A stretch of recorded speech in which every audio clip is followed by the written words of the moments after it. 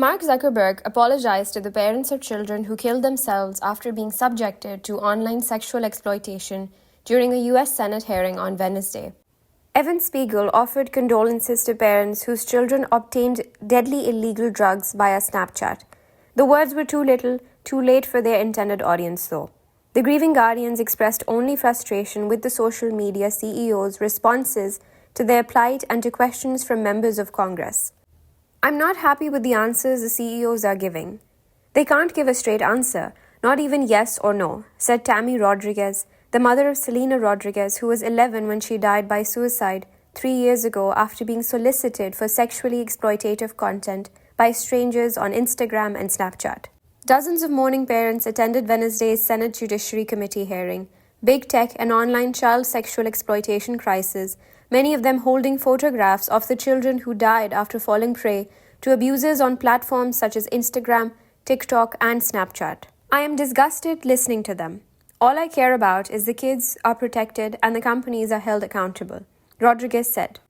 Tony Roberts' daughter Englyn was 14 when she killed herself after viewing harmful content on Instagram, including a video of a mock hanging. The video is still on Instagram more than 3 years after Englyn's death. Roberts showed it to The Guardian. "It is hard being here," said Roberts, who had traveled from Louisiana to attend the hearing. "The CEOs are not answering the questions. The longer these companies are allowed to operate like this, the more children will get hurt. Something needs to happen now." Executives in attendance were Meta CEO Zuckerberg, Snap CEO Spiegel, X, formerly Twitter CEO Linda Yaccarino, TikTok CEO Xiaoji Chu, and Discord CEO Jason Citron. Members of Congress questioned them for 4 hours in exchanges that became heated on several occasions. At the start of the hearing, each CEO gave a speech that outlined their position on their company's competence in protecting children online. Zuckerberg drew criticism from the parents for using his opening remarks to deny any relationship between social media usage and declines in mental health. "The existing body of scientific work has not shown a causal link between using social media and young people having worse mental health," Zuckerberg told the crowded room. Lori Schott, a bereaved mother from Colorado, said she cried when she heard Zuckerberg's comments. "They lack a moral compass. It is profits over the kids. Where there's money, there's greed," she said.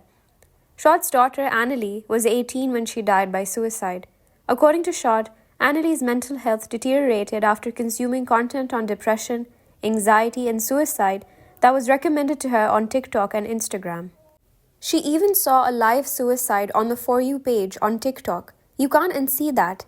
It ate at her internally," said Schott. In the culmination of tense exchange, Josh Hawley, the Republican senator, invited Zuckerberg to apologize to the parents of victims in the audience, many of whom held photos of children they say died or suffered because of his platform. Zuckerberg stood up to face the families and offered his condolences. "I'm sorry for everything you have all been through," he said.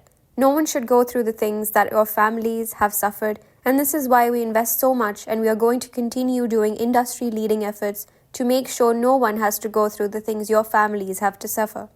In response to LaFonza Butler, a Democratic senator, Spiegel later said, "I'm so sorry that we have not been able to prevent these tragedies." Yet Zuckerberg's words seemed hollow to John DeMay, whose 17-year-old son Jordan killed himself in 2022 after falling victim to a scam soliciting him for sexual images over Instagram. "The apology was forced," said DeMay. "It doesn't mean anything. It's not going to bring my son back."